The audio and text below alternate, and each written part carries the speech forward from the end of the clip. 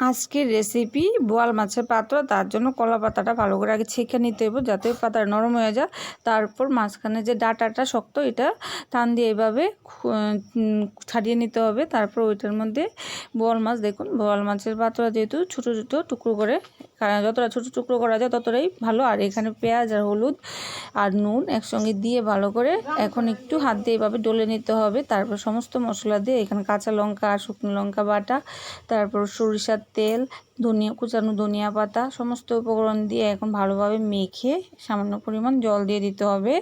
জল দিয়ে তারপর পাতাটা দেখুন একটু সুন্দর মাখা হয়েছে, একটু জল দিয়ে দিতে হবে যাতে সিদ্ধ হয়ে যায়।